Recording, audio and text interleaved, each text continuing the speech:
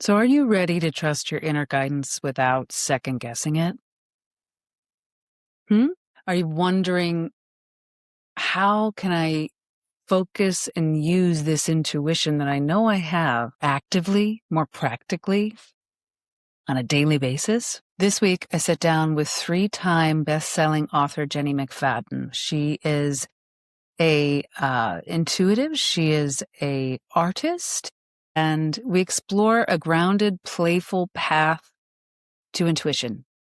Her and I agree on this, and I love her energy, and I love her practical take on how to play with intuition and use intuition as navigation. She blends psychology. Jenny blends kinesiology, energy medicine, and creativity with her curiosity, and just flips the switch on overthinking to clear knowing. So I think you really enjoy this. Jenny and I had a wonderful time chatting. I love all of her tools, and I hope you do too.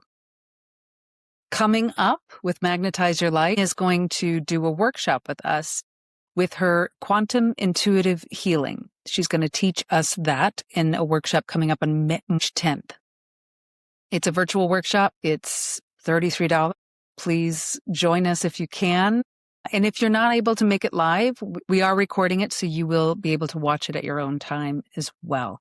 Check the show notes for all the information and details on that. I hope you enjoy this episode.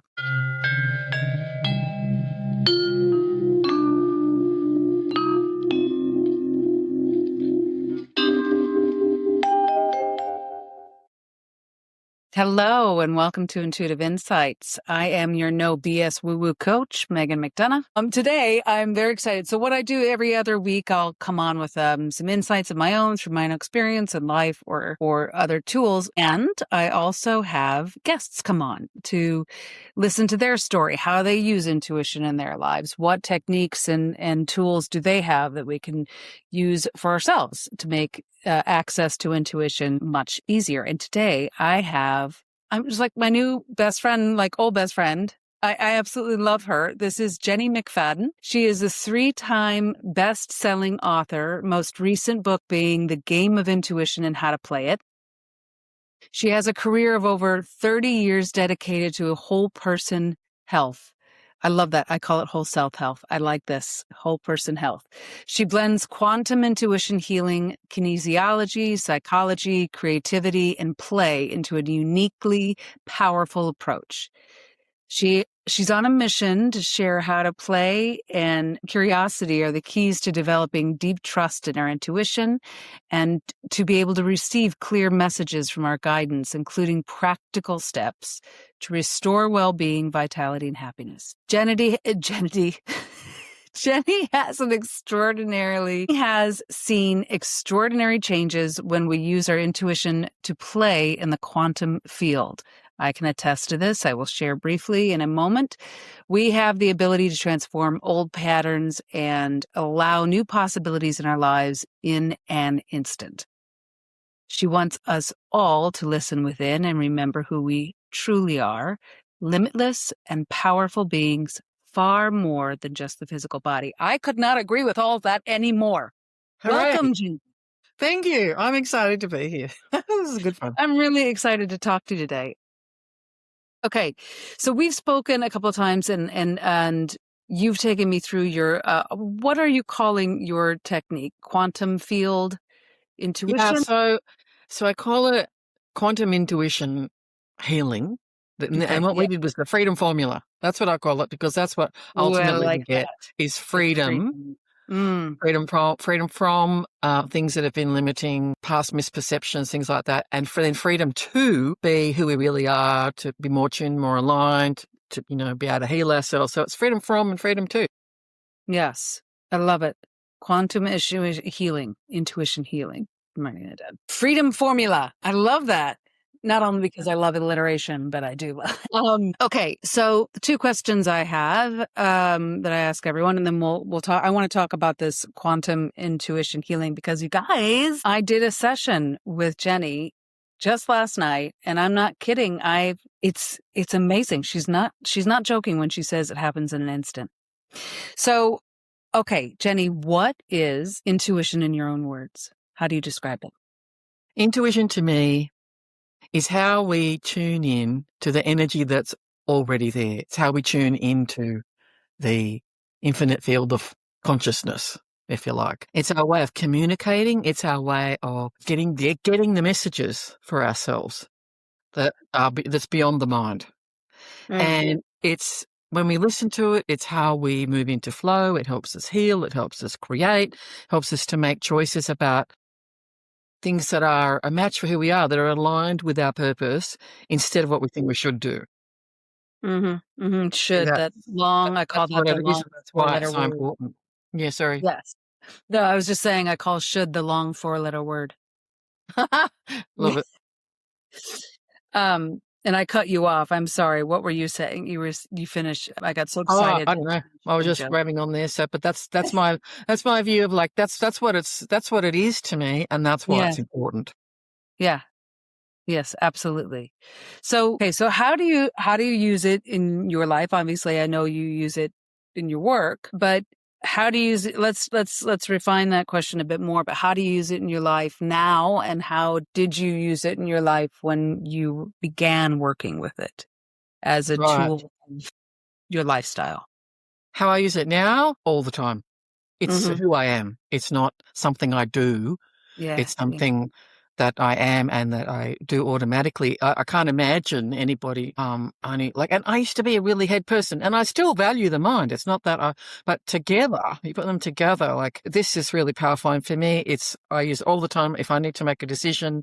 When I read a book, like my last book, I went to guidance. I went to intuition and said, "What's this book about?" Right. So I'm like, I use it literally for everything. Yeah. And of course, my knowledge comes in, my experience comes in, all of that as well. We're whole, everything that we experience and know, and that's all part of us. But this is the part that seems to have been neglected. And where I started, like I started, if I go a bit further back to when I was younger, I was brought up, rational, logical education.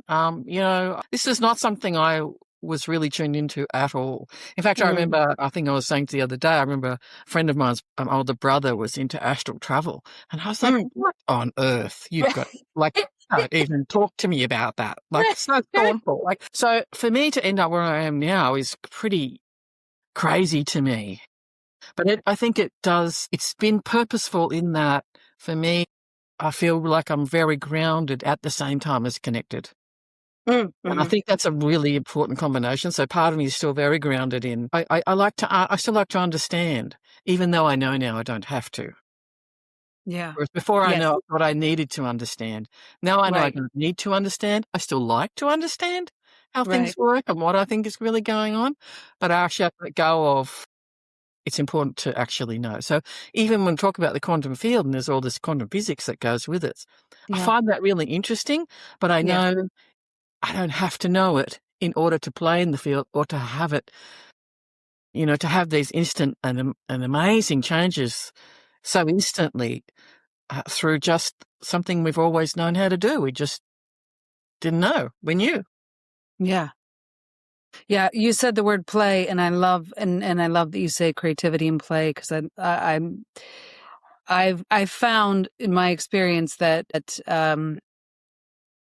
I agree with you about that idea of it. It's like a conscious field that's within us and outside of us, and that's kind of the oneness of all things. But the energy of it is not dictatorial. It is not like rigid. It is not linear. It is not angular. It's not from the mind. It is creative. It's feminine. It's playful, creative. It's liquidish, meaning like goes everywhere and all, there's no one way. And you're an artist as well, right? I was just about to say, it's like the artist's path. There is no, if you hit A, then in B, then you're going to get C. It's like, you just do what you do and you see what happens. Yeah, I agree. And like, for me, intuition and creativity are the same energy. Yes. When I'm in one or the other, like it's almost like, I remember you talking about this actually at some point. But for me, it's like when I'm in the intuitive, like tuned in and intuitive, it awakens what is a creative aspect. Like there's this energy, like or if I'm in the creative, it opens the intuitive. Like it's like one way or the other. You talked about this in a different way. I think recently I heard you. I was saying that intuition is potential creativity and creativity is kinetic intuition. That's it. Which is, I thought was really a fantastic way of describing it. I hadn't heard that before. So for me, creativity, like there's same energy, and I think for me, that's how they become intertwined so easily, and how one reinforces the other. But it's within all of us, the creativity comes out in different ways, right? It's just I happen to be an artist, but for it's the same energy for all of us. Yeah, absolutely. Like I found once I tapped back into my intuition and listening again, and I hadn't realized I stopped, but I had, you know what I mean? Like little layers of life get in the way and you're like, my God, I haven't listened to myself in a long time, you know? And then it was like this wellspring of creativity came out of me, you know, once I kind of realigned that piece. But then also, if and when, you know, you just kind of get into something and like finger paint, for God's sake, that's my favorite thing to do, because there's no thinking, you know, there's no fine lines. It's just playing and feeling paint, you know? Totally. And that takes you out of your head and directly into the flow of intuition. So yeah, I completely agree that they're one and the same. Now, tell me, you mentioned that you were a medical intuitive. Is that right? Yeah. So I started out my career I was actually an art teacher when I started. You were what? Many years ago, an art teacher. Oh, that's actually where I started my career. It was a long time ago. I won't say how long.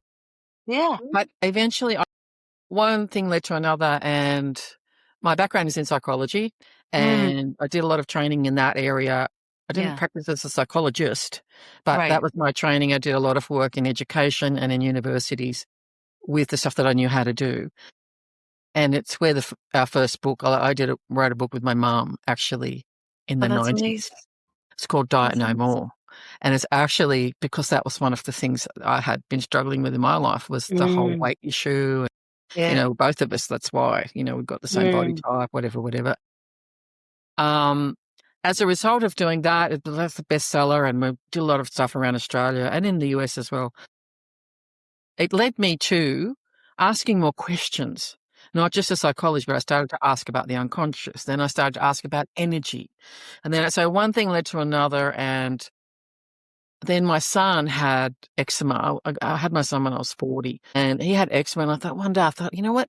If I take him one more time to the doctor and they tell me they don't know why he's got this eczema, I'm going to see a kinesiologist, because I'd heard about that. And this is like 20 years ago. And I went there, and she did this kind of muscle testing stuff through me for him, and said, right, he's got a problem with wheat. And I went, oh, okay. She said, 2 days later, I took him off wheat. 2 days later, he was a different kid. He had energy. He was bouncing around. The blackness under his eyes had disappeared. Yeah. I thought, I have to know how to do this. So I went back to school. I was like mid-40s and went, okay, I'm learning how to do this. And from there, and even then, I was still saying, I need to find the most rational teacher I can find. Right. I want someone that's really grounded. I can't do this woo-woo thing. You know, someone's going to do this fluffy stuff. I agree. Anyway, so one thing so that's an energy modality. It's energy medicine. So it took me into energy medicine. And that's where I learned, when I learned EFT, and it was like 20 years ago. It's when I learned a lot of other modalities, and I started to get into the energy. I started to feel things in my body. Started to get, you know, you get the tingling, you get the rush, you get the, you know, that kind of thing. I was like, what is that? You know, like, that's weird. Anyway, one thing led to another. I did a lot of other, did some, like, at the time it was a kind of like a hands-off healing modality. There was reconnective healing. There's a few different things. And as I started to do that, I realized as I would work with someone, and massage people will say the same, although I wasn't touching them, I would start to have messages about, I'm suddenly working around someone's ankle, for example. And I'm working on this guy's ankle. I'm going, what? And I'm doing this thing, and I'm going like, afterwards he goes, yeah, he showed me his ankle. It was completely burned, right? It was like I couldn't see his ankle when I was doing it. And then I started to get images in my mind, things like that. And I realized, because one of my friends was dean at a natural medicine college, we had been talking about medical intuition. And I realized this is what this is. And so I sought out I actually went back to my kinesiology class and said, anyone know any medical intuitive teachers or like this is not mainstream at the time. This was like, you ask that. And Carolyn Mace had just come on the scene kind of thing, was a bit known. Yep. And so one person said to me, yeah, I know someone over, like I live in Sydney in Australia, over at Bondi, like a medical doctor. And another person said to me, no, sorry, it wasn't another person. I saw the next day, of course, in one of these sort of spiritual papers, there was a Qigong master coming from Perth to Sydney who was a medical intuitive. Long story short, they're both my best friends now. And I learned what they learned. Yeah. And from bit by bit, both of them work in different ways. Like my Qigong master is now retired. My other friend, Judy Moss, who's a doctor, she's retired. But this is where it became an enmeshment of like all the things. It led me further and further down that track. And particularly it led me because I started to have other visions and things. And so I started to understand the power of what we can know without realizing we know it. And Qigong develops that. Qigong is an energy practice that actually makes that stronger. So for me, that's where that led. But also my other friend, Judy, and to this day, so it's been like 20 years, we meet every 2 weeks at a cafe. We've done it for 20 years now. And we play and create new intuition games. That's what we do. Oh, I love that. So we have like fun, we laugh, and then I bring whatever I've been creating. And sometimes we do stuff together or separately or whatever, but we have the same discussions, like we can have a discussion like I have with you. Yeah, yeah. Like, is this like-mindedness and we just get on. Yeah, yeah. Like we've been known each other forever. Yeah. Yeah. Yeah. Are you mostly visual when you get messages, or do you get the audience as well? You think I'd be visual, wouldn't you? Like being an artist. You just said visions several times, so I was wondering. Well, yes. So I had like dreams and things like that, and other. Yeah. Typically, I'm more kinesthetic. I'm more a feeler. I'm more in my body. You feel it all. Yeah, yeah. Like I get the sense it usually starts in my. I would say I'm more a knower. I know, and my body aligns with it. And sometimes then I will see things like Judy will say to me when we work together, suddenly her vision stuff opens up. Like she can suddenly visualize, whereas normally she can't. So it's sort of, I must without knowing it. But I have another friend who's really visual, who really sees stuff really clearly, and I don't see it that way. So yeah. What about you? I mean, how do you?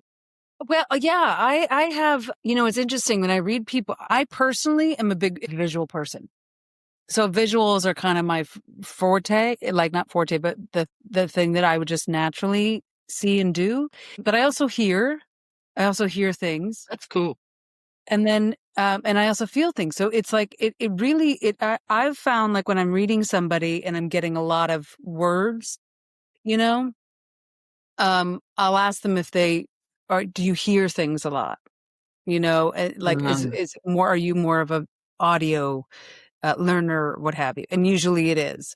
And if I'm getting like wicked wild visuals back to back to back, I'm like, are you a visual person? Like, so it's kind of like, yeah. Okay. I kind of, it kind of aligns with whoever it is that I'm reading. Reading is like the wrong, listening to really, and so it changes. It depends on the situation. Like I was sharing with you. So I went camping this weekend and now I'm knee deep in this rabbit hole of the Ho Chunk tribe. Because I felt this presence, but I was seeing a lot of things and I was hearing a lot of things, but it was back and forth. It would go back from seeing, but mostly visuals and then also hearing. I love that. Great story. Yeah. It was wild. The chief. Yeah, the chief. And then it's funny because this is also, so, okay, I'll just tell the story real quick to catch viewers up. But so I felt this like chief's presence, and then I kept seeing him put his finger to his mouth, like, shh, be quiet, but it wasn't quite be quiet. It was he was telling me something. And then I saw a big white light around the heart and the chest area. And then I heard rumbling of the earth. The earth is rumbling. And I was kind of trying to figure out what that meant. And just trying to be like, what is all this? And he was showing me like closing my eyes, like blind. He did that once. It was like putting mud on the face for like a war and whatever. Anyway, turns out this female, and I am not even going to attempt to say her name, but it was like Glory of the Morning, I think was her American name, or an American English name. And one of her sons' name was White Chest. And then one of his sons' names was like Rumbles the Earth or something like that. It was literally like the earth rumbling when he steps loud or something. And then another one of his sons he was called Blind because he had tried to stop a fight between his son and somebody else, and he got a knife to his eye. Anyway, so I'm way deep in this. Anyway, and I just find it like so. Okay, so I have a saying about curiosity about life in general called that it's stay curious, play, right? Yeah. And then when you get curious, it's like you get to learn more, and not just about like, I have this visual, but now I'm getting some information about the native tribes of near where I'm living, It's so cool.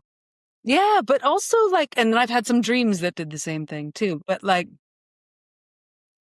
what was I going to say? But curiosity is a way of connection. Intuition is a connector, I feel. I don't know. What do you feel? Yeah, totally agree. And I think as well with like the whole play and curiosity thing, like for me, one of the biggest thing that people seem to have trouble with, and I get it, that we'll ask about is, well, how do I know I'm connected? How do I get connected in if I'm stressed, if I'm tired, if I'm, I'm worried about something? How do I know, and how can I be sure that it's right? Or sometimes people will say to me, I can't connect. Like I'm disconnected. And I go, no, you are, there's no way you're ever disconnected. But for whatever reason, maybe your energy's lower or, something's going on. And so for me, play and curiosity are the antidote. That's how you lift your energy. That's how you open it up. Because as soon as you go, you imagine you'd be like a kid and you remember when it was just fun to play a game and you didn't care. Like maybe you want to win, but it's still like you're just fun and you just move into this whole different space. It's not in the head. It's not all the energy up in the head. It's like, for me, like, I think the two words, I wonder, are anytime someone feels stuck, anytime you're not sure, am I connected in, or I just want to get a quick answer and I'll leave my energy, just think, I wonder. Because as soon as you do, you get into that, it goes into that playful and curious space and your energy goes straight out. Opens up straight away. Like even if you're sitting there like listening to this, think, I wonder. And so like for me, it's like my head goes, woo. Yes. Like that, straight away. So that's why it's so important to me. Like it's a flow, it's a way of changing our state, and it is the state of connection, and it is where you find it.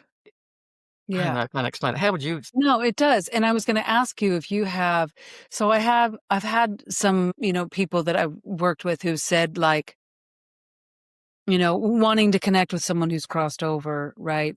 And it's kind of like they say they can't hear them. They can't, And so what I suggested, and then I want to ask you what kind of things you would, and if this is something you would talk to people about, but is that it's not like, it's almost like everyone wants, it's like our ideas in our mind are that the person is going to come in like Obi-Wan Kenobi, like on that thing.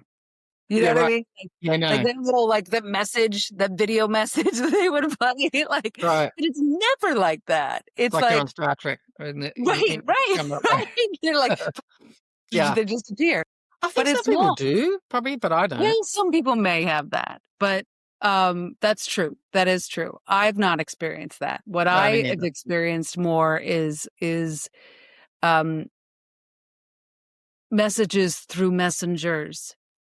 So like a bird or a butterfly or seeing something that reminds you of something, or you hear their voice. That's the one that all of a sudden it's just like they say, you hear somebody say something just like they might have said, and that's them. That's not you. Yeah, I was suddenly reminded. Yeah. Yeah. Now, what do you, I mean, is that something that you've talked to people about, or do you have like a game or something? So you mean to tune in or to? Yeah. Yeah. Yeah, so I use lots of different ways to tune in. Yeah. So I combine when someone's really stuck, or at first, I combine one that I have, which is a combination of what we do in Qigong, which is connecting heaven and earth, which is up there, down there. So like being connected upwards and be connected downwards, right? So you're grounded and connected at the same time. And then I'll do some of the heart coherence stuff, which is our modern science, right? Our understanding of the heart, so that you have both. So that's one way I do. Other ways, I just use words. I find it, and I have a way of checking as well. So I'm a bit like you. I'm like practical woo here. Yeah. And so for me, it's really important that someone be able to tune in and figure out, am I really connected in? So the first one is I will use other words. I might use, like, for example, when I came on before here, my quick way of doing it is I use words, because words are frequency. Yes. Especially if you sit with the energy of them as you say them, right? So, for example, I am now connected, enlightened, whatever words come to me, empowered, open and curious, unattached to the result, thank you, so I just do whatever comes to me, and then I go, and I just check, am I connected? Yes. And the reason I do that is because in the past, when I would come onto something like this, or I'm starting a new program in years gone by, and I'd be on Zoom and I'd be excited, the whole thing was shut down, right? I had it so many times now. I know that if my energy is not grounded, because I tend to be a grounded person, if it's not grounded, it affects what's around me and shows me I'm not grounded. First time it happened, I went, what's going on? And my husband's an electrical engineer. And so and one time the whole thing shut down. He said to me, that's not actually possible. What just happened? Like, that's not actually possible. And he keeps complaining that I keep blowing up the PowerPoint over here, because I don't know why that PowerPoint keeps blowing up. Anyway, but I'm just saying that's the power of being connected in. It's the power of our energy, which is why it's important to get connected. So there are different ways I use to tune in. Sometimes you can just use others. I use other statements, whatever works. But here's the thing that I find useful and practical is that I teach people that after you've done the connecting in, if you want to be, because people say, well, how can I trust what messages I get next? How can I be sure it's not me making it up? Yeah. Right? So that's why I start with just like, am I making this up? Yeah, because it does feel like that. I have to say, honestly, it can feel like that. Well, honestly, to be fair, I was like, thank God I saw that thing about the tribe, because I was like, am I losing my goddamn mind? Yeah. You know what I mean? I get it. Oh, all this stuff is there. There's confirmation. Go ahead. Sorry, what were you saying? That's right. And as we go along, we become more confident that what we're getting, because I've had more experience and we've been practicing.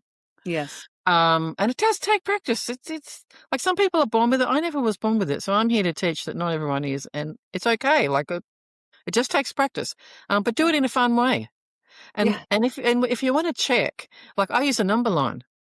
Like that's how easy it is. Like, so imagine got a number line in front of you. It's written out from 0 to 100 or 0 to 10. I just say, so after you've tuned in, connected and done the words, whatever, then I'll say, okay, close your eyes.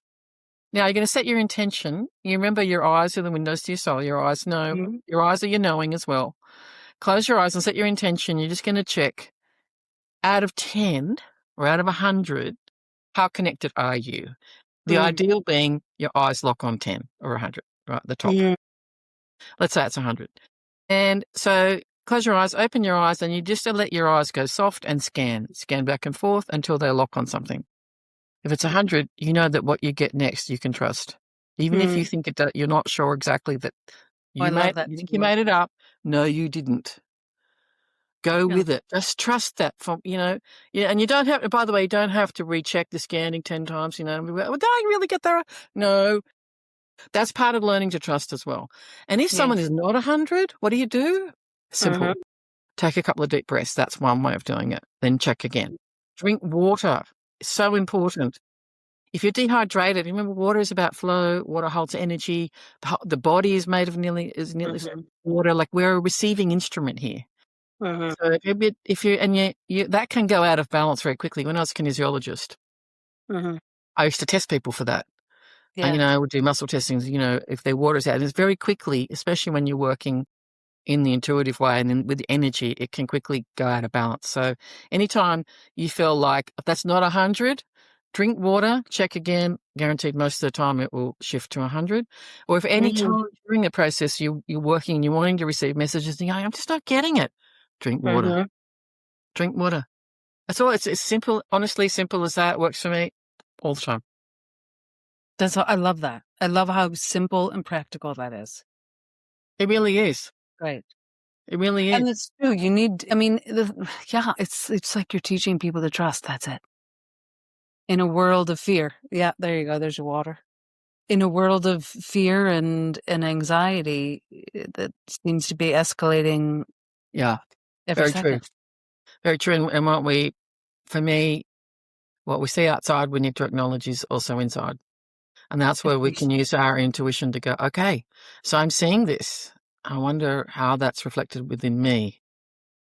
So that I'll speak for myself, responsible for what I'm creating. I believe I create the whole of my reality. Stuff shows up outside me to show me stuff that's also inside me. And here's the thing, though, that I think is really important. Very often people misinterpret that as, let's say I see someone outside myself being angry. All right? Let's cut me off driving in an erratic way and showing, they've got a bit of road rage going on. Instead of going, well, am I angry? Right? Which is sort of the direct, as if I am that, right? Instead of that, I use my intuition and go in and ask, what is that within me? I'm completely open to the answer. So it may be that, I've been angry with beating myself up. It's usually about me, not about, maybe I've been beating myself up about something. But I want to give you a different example. It's like the same example going back to when these things would shut down, the technology would shut down. Yeah. One time when I did my last book launch, actually what happened is the modem shut down. The modem, like 3 days before, the modem stopped working. Oh, no. I was like, so I can't do my book launch, right? I've got Yeah, this online thing. And I'm like, oh, no, my husband goes, well, look, I don't know if we can get one in time. Anyway, I went inside and I asked, what is this within me? Is this that same message again? Yeah. Am I not grounded? Right? That's what I mean about, is it the same direct reflection? And the message I got was different. The message I got back was, no, that this time what's going on is your energy's upgraded. Your energy's changed. So so on the outside, you need another piece of technology here. You need a change there too. It's like I had an upgrade. Yeah. So that's what I mean about, it's not always what you think it is. It's really important to ask. And that's why intuition can show you. Yes. And I feel like this is a beautiful segue into your quantum intuition freedom formula. I love that. Awesome. Because even last night when we were going through this, and I'll have you speak to it in a second, but you had asked me a question and I was like, I didn't know I knew the answer, but in a way I was kind of like, I could feel my ego brain was on in a little bit. Sure. I've thought maybe I was going to know what it was, or I had ideas of what it was, and something totally out of left field came out. Yep. Isn't it curious? Like, well, that's interesting. It's really interesting. And this is the thing, is that our intuition can pinpoint exactly where there are unconscious patterns in our field that are not supporting us at the moment. So imagine if we can't, like for me, it's like, I imagine we've all come into this life that we're experiencing with all the past history. Let's call it past, even though we know it's probably parallel. Right. All right. All the stuff we've experienced, all the things we've, forever, however our old our soul is, it's in the quantum field. Everything is in the quantum field. And there's a lot of, let's call them unconscious patterns. They're things that have been experiences. There are memories. There are emotions. There are contracts we've made. There are all kinds of things we have no awareness of. And sometimes we do, like you have a past life experience, you get that's like an insight. Sometimes you get that, you remember, but most of it is unconscious. And what happens is they're in our field and they provide information on, we actually are influenced by what we have experienced before. No different than if what you've had in this life is you had a really difficult experience in your childhood, and that is still there and affecting you in the present, right? So sometimes I would call it that what we have is more reactivity. It's like we can find ourselves being really reactive to something and feel like this is a normal way to react, isn't it? But actually, when we have repeated, like say there's a healing crisis or it's something we keep reacting to, even though we've worked on it, or whatever, is it that actually what we have are these unconscious patterns that are driving it, that are holding them up because they're there to keep us safe. They're there to protect us. They're not there to cause a problem. They're there because we had an experience sometime long ago. It's like, oh, I remember that because that was not something I want to experience again. So if my body feels like this is happening again, it's going to cause resistance or reactivity in some way. And it's the nature of it being unconscious. We don't realize it's happening. But more and more, and now I can now see how in myself, in all of us, I thought this is a normal way to react to something. And when I go in and my intuition can pinpoint exactly where that came from, it's like this energy egg. It's kind of like it looks to me. It's like you open, when your awareness sees it and opens it up, it has the possibility now to shift. And that's where you're in the quantum field actually working with bringing awareness to something and then being able to change it. So you can, in the present, you can then find that you can make different choices. You're not feel driven. There's this space appears. You don't feel the same about things. And it's quite a weird experience. You expect yourself to respond to something and then you don't. Does that make sense to you? Yeah, it does. It happened to me today, and I like how you phrased the thing. And so, okay, I'm right. I'll tell you what I wrote down too while you were talking. So I like how you described like these emotions or thoughts or patterns as kind of like when we were describing it, I heard it and saw it as like frequencies living in your aura. Yeah. And then and that, they were like, whenever I've read someone and looked at like a past life or a spirit guide or a spirit guide usually, and it was like, and sometimes there's some that weigh the energy field down, and it's not because they're evil or misaligned, but they've always come to protect.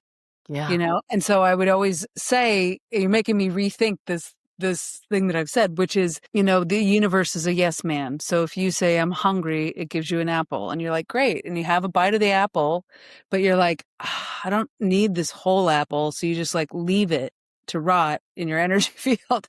Rotting's probably not the best word, but it's still sitting there, but it's no longer serving you. So now it's like cluttering your energy field.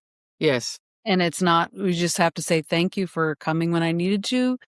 It's time for you to move along. But something I have been seeing a lot lately, I haven't really talked about it much, but is in looking at the aura, like mine, when I'm running, like kind of working my tools and stuff to kind of ground, is I'm seeing this crystalline, the best way I can explain it is a crystalline energy matrix.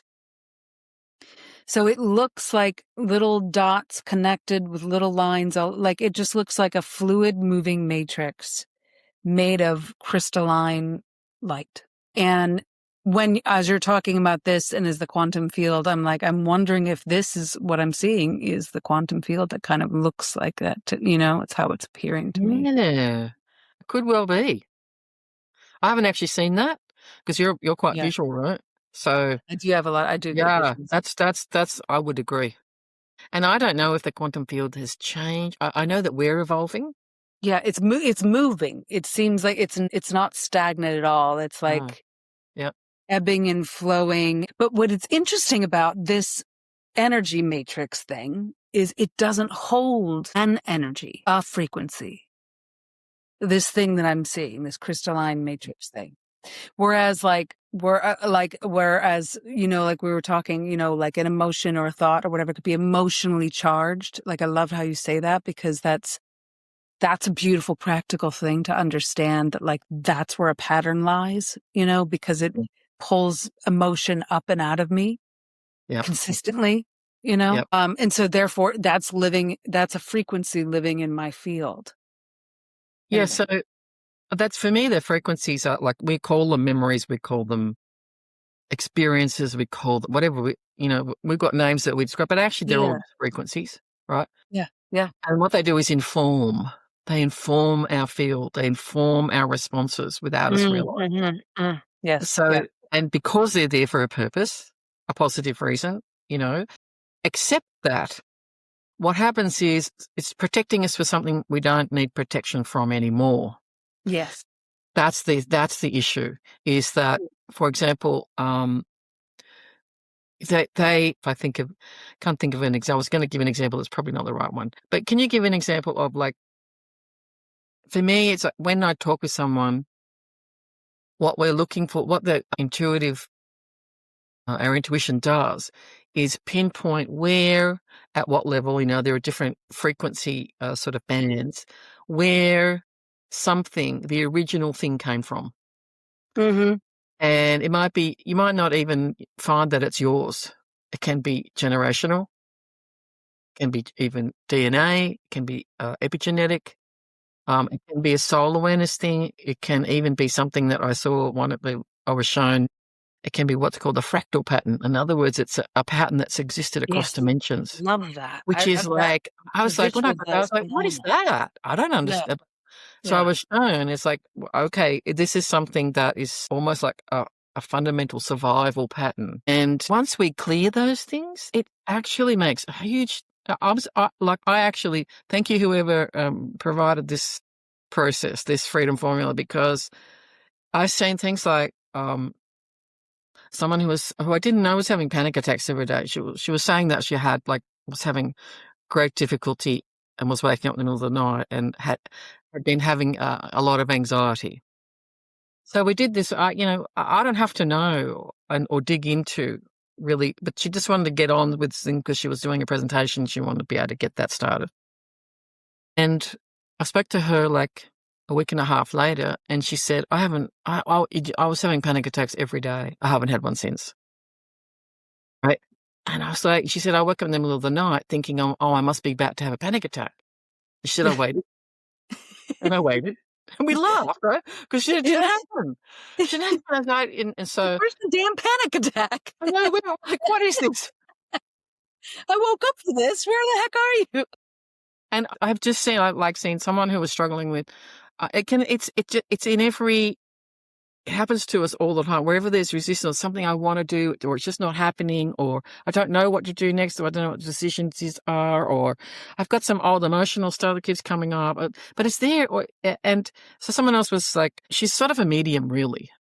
Like, she really is, but had been doing it in years gone past. And for some reason, she just got into this space of like, I can't do it. I'm not connected. She was saying, I'm just not confident. I said, I don't think this is about your confidence at all. My intuition was, this is not about your confidence. This is about some other pattern.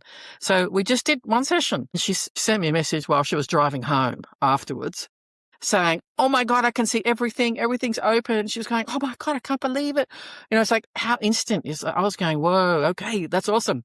I mean, I was as stunned as she was. That's what I mean about it. Other times it's things like someone who wants to write a book. She wants to write, but for something it's just not coming, it's not flowing.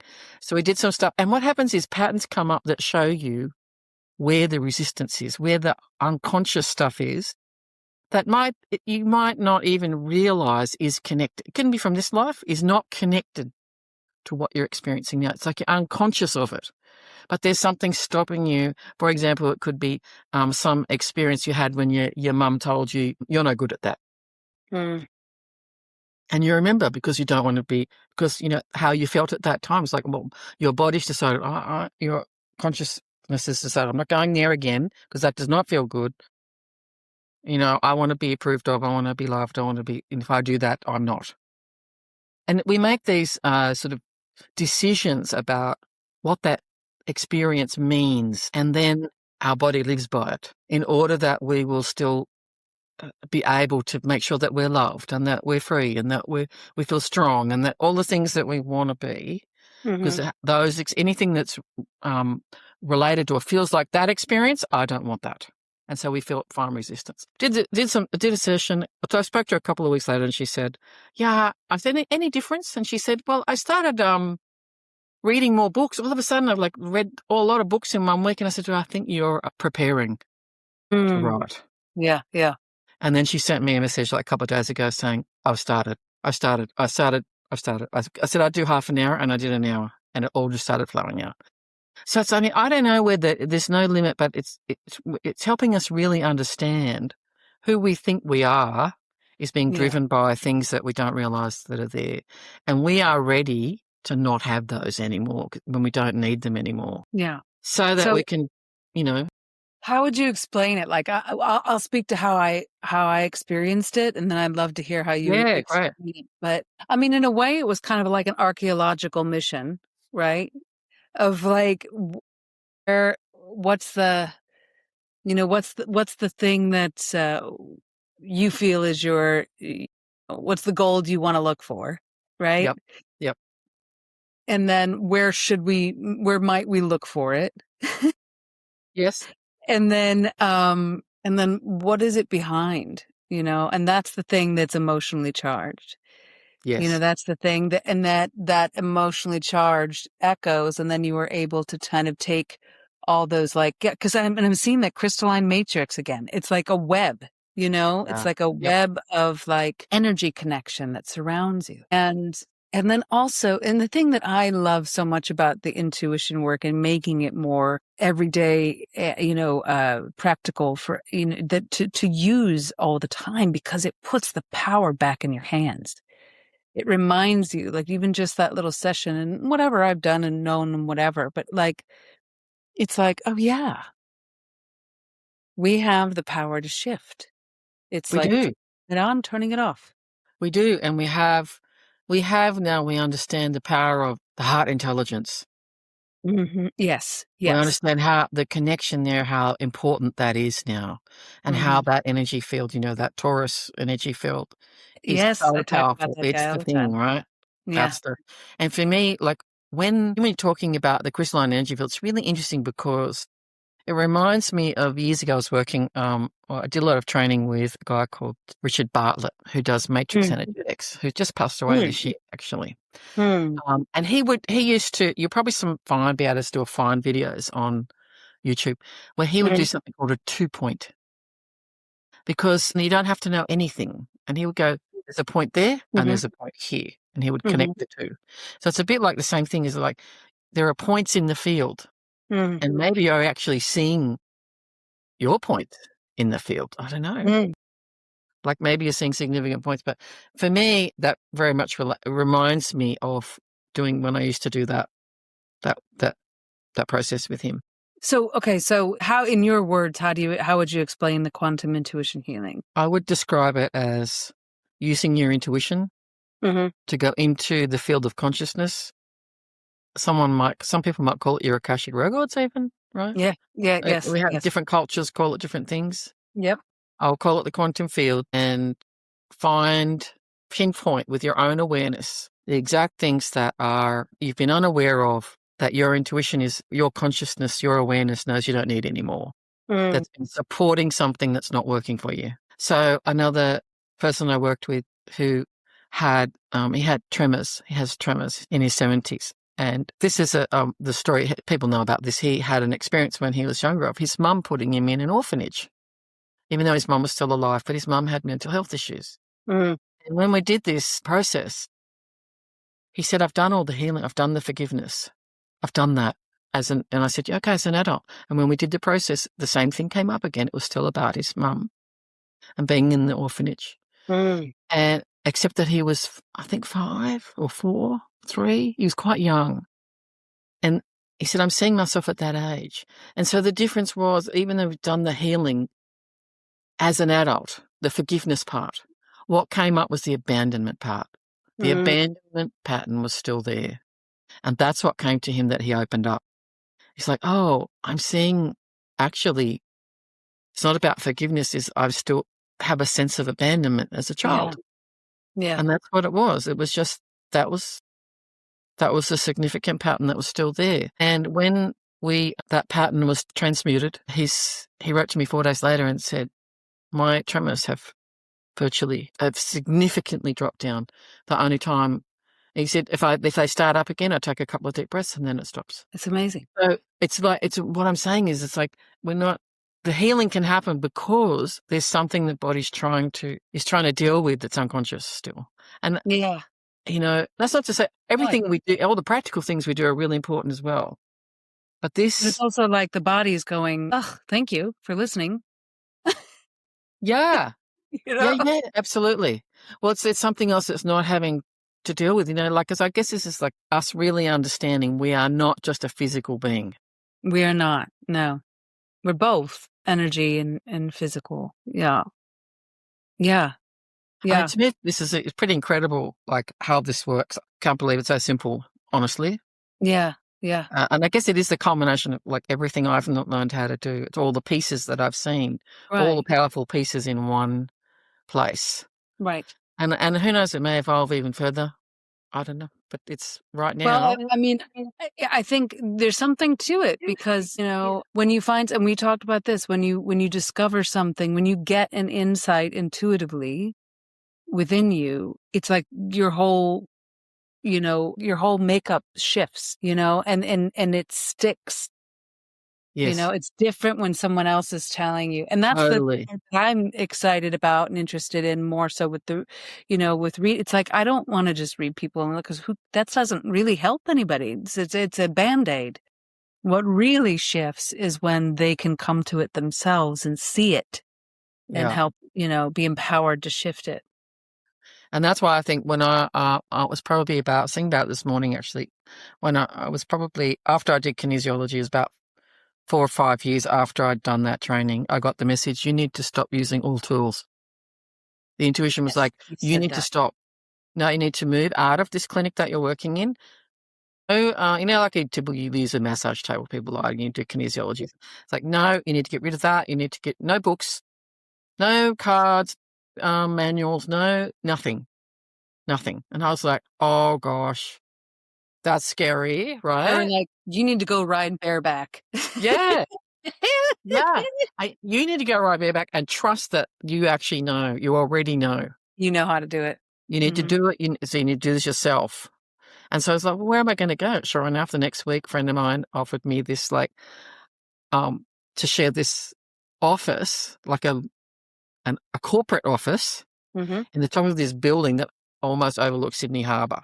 And it was like, I said, well, how much is that going to be? Well, it's in Bondi. Right. How much is that going to be? She goes, oh, like $80 a week. And I went, what? Like, that's what I mean about when you follow. Yeah. And you go, even though you don't know what's going to happen, even though you do think, how's that going to work? Stuff happens.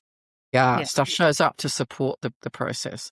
And so that's what I did. So I totally agree with you. And that doesn't mean I might use cards. I love to do things like that. But actually, I'm using my own intuitive ability and I want other people.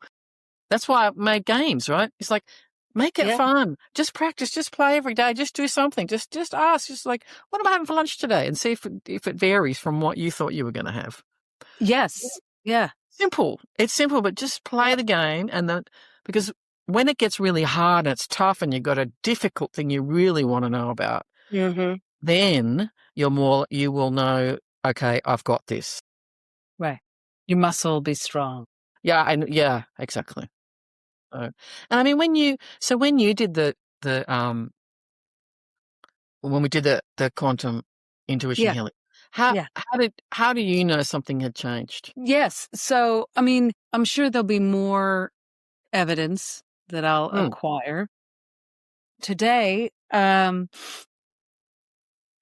one of the things that I'd spoken with Jenny about was an issue I had with a friend that kind of left me feeling hurt, emotionally. And I happened to have therapy this morning.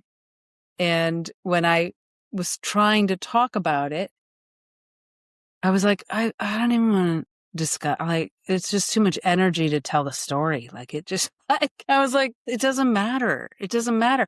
But then I told the story because, my therapist was like, what? Well, what is this? And so I told her but it wasn't emotionally charged. Yeah. And it was like I felt like, oh God, that's just old news. I don't want to fucking revisit it. I was done. Exactly. You That's know? what happens. And so you can think about it. The memory is still there. It's all there, but nothing comes with it. It's No. like, to me, it's like, you've got the filing cabinet, open the drawer, memories, right?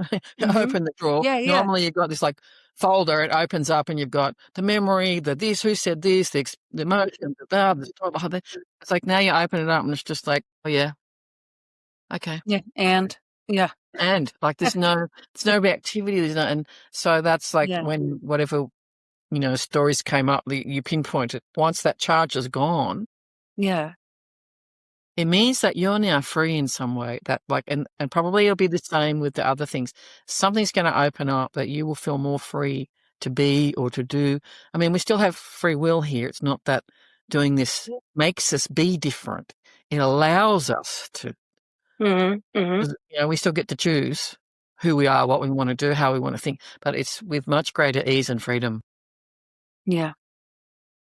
Yeah. It's like, it's the difference of like going on a hike attached to a shit ton of like equipment or detaching from all of it and just going on a hike. Yeah, great. I love how you can like make metaphors that A lot of oh, you're really metaphors. good. I'm not good at that. You're really good at that. But it's true. It's like once you detach from all the things you think you need and just focus on what it is you really, you said, this is interesting. I want to go back to this real quick, but you were talking about, I started doing Qigong a lot. I really love Qigong because to me, Qigong is, I've studied and taught, well, I've studied for longer, but taught yoga for like almost 20 years. And the yoga that I learned, it was more of like a traditional Raja Hatha yoga that is done more like Qigong, that slow, that Nice. mindful. It's Mm. beautiful. And it's very hard to find anyone who's willing to let me teach that or understand that because the mind is so fast. It doesn't, and how it really requires that subtle, Yes. slow energy. But what you were saying is that it opens up the channels to be able to see, hear, and be in touch with their intuition. But the same I feel with yoga when done like that, when done properly, but when done in that way of really mindful movement. And Qigong, traditional Chinese medicine, and yoga both have marma therapy, there's acupuncture, acupressure, and then there's marma therapy. And it's all about moving the electricity of our chi or our prana throughout the body to rev up the energetic being part of self. But also connect the physical and the energetic, Absolutely. right? And yeah. And for me, Qigong is a combination. It's like any practice. You can Yeah. practice Qigong, you can practice yoga just as a physical thing. Yeah. But actually, it's a practice that extends to all the levels of our energy field. And the more that Yes. we cultivate that is when you start to open up a whole lot of like yourself at different levels. It Yes. starts out as people do, like, for example, there are different types of Qigong as there are different types of yoga. And I think actually yoga came out of Qigong. It's just in the different culture, Mm-hmm. in the different, one's China and the other one's sort of India. Yeah. I Um, mean, I don't think it's odd that they both have crossovers as far as, and a lot of the herbs are even the same Ayurvedic, like gotu yeah, coconut is Brahmi same, and yeah. And it just ashwagandha depends on is- how you practice it. So for me, when I learnt Qigong, my Qigong master was as a woman, which was great. There's very few Yeah. Qigong master women. And Yeah. she was Australian and learned from a grandmaster here, who I also worked with. And she was she was a medical intuitive. Mm. Right. So that's how I came to know. But that meant that she was very interested in like healing, Mm-hmm. which is what Qigong is all about. Mm-hmm. Obviously, so is yoga. But she was very particular about cultivating, when we did workshops, cultivating consciousness. And not everybody does that. And there aren't that many Qigong teachers. It's hard to find Qigong teachers. Like yoga has become more popularized, I suppose. Well, it's turned into an acrobatic gymnastic. Yeah, that's what I'm saying. It is actually a spiritual practice as well. Right. Well, I remember my teacher would say that you can come. There's two reasons people come to yoga: for the physical or for the spiritual. The spiritual people will get some physical, benefits, and the physical people will get some spiritual benefits. But there are two main paths, that road. Mine, I preferred the spiritual and liked the physical, but. And I think it depends on the teacher and what they've learned, but it's definitely it's a holistic, definitely a holistic approach, and it's an energy practice. Yeah, and the energy practice informs the body at the physical level, so that the body can heal itself, so that the energy can flow. Acupuncture, that's what it's all about. So it's like, for me, it definitely was part of my journey of solidifying and opening my intuitive capacity.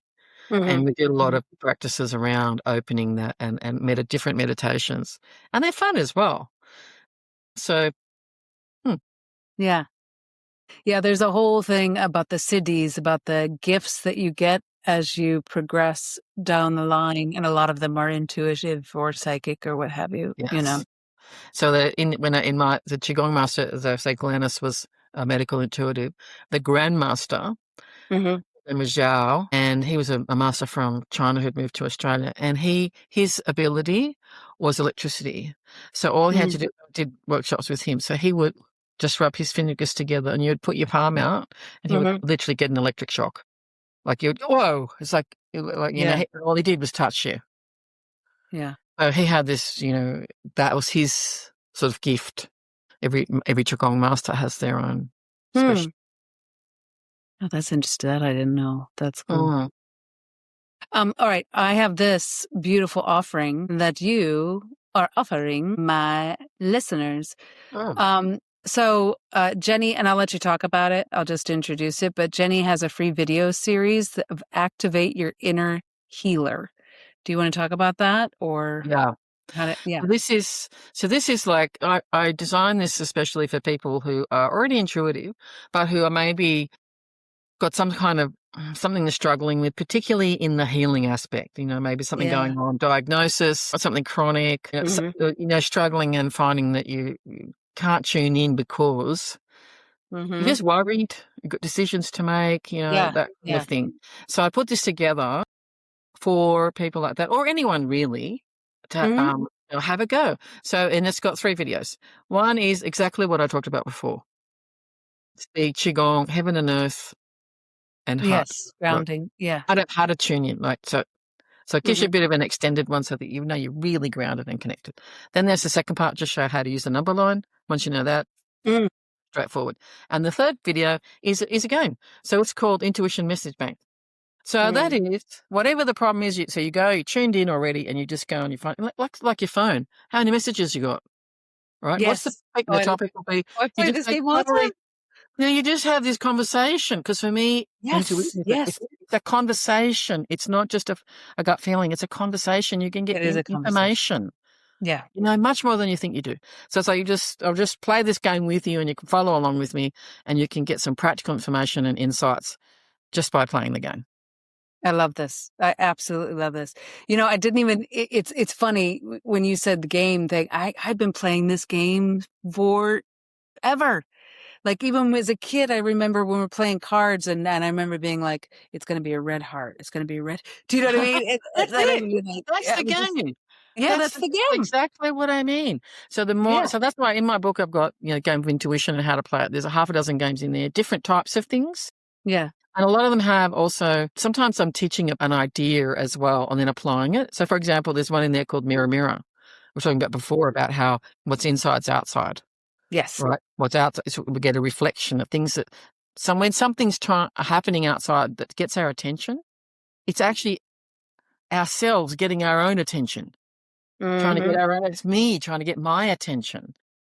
So I play the game, and the game looks like, okay, so what if there's something that's broke down around you recently? So this is where we play the game just for fun. And go, so it's like, oh, my phone stopped working, or my toaster blew up, or, it's like, because even electrical things around us, like me with my modem and all of that, are showing us something. So that's like another game. So that's what I mean is like, we find out, like, so what's that about? What's it really about? What's it really showing you? And it'll be something specific to you. Mm-hmm. Oh, and sometimes it's quite funny. You go, oh, okay, like a friend. I remember one of the girls in my group doing it, and it was like her blender. And when she tuned in, it was like, oh, my emotions have been really mixed up. Like my emotions have been spinning around. I was like, oh, Yeah. okay, I get it. Anyway, Mm-hmm. we did this, and we played a bit of the game at the end. The next day, she was coming home from work, and the guy downstairs was getting rid of some stuff from his unit, right? Mm-hmm. And he goes, oh, do you want any of these things? How about this blender? Like, I'm literally, like, it's so funny. Yeah. Like, it's so funny just because shows up. it's not what she expects. It's not what she planned. It's like I don't get to control what shows up, but it's like, anyway. So that's, who knows what can happen, but it's just fun. I know. I actually had, it's funny you said that, and I just thought of this. And this was like such one of those like glitch in the matrix situations, where I had a dream and there were like mushrooms growing all over my body, like and my legs particularly, Okay. It was so strange. And then, but it was like they were everywhere. And it wasn't a bad dream. It wasn't like whatever, but it was like they were growing on me. Anyway, the next day I was walking with a friend of mine. We go for walks in the morning and I forgot about the dream. And then I look over on someone's front lawn. There were a ton of mushrooms that looked exactly like the ones in my dream. And they looked like they'd just been dumped there. So it was completely random that they were there. So weird, right? And I was just like, it just threw me because I was like, that was really weird. I think sometimes those things are like, remember that dream you had? When you get a Yes. dream, you know it's real.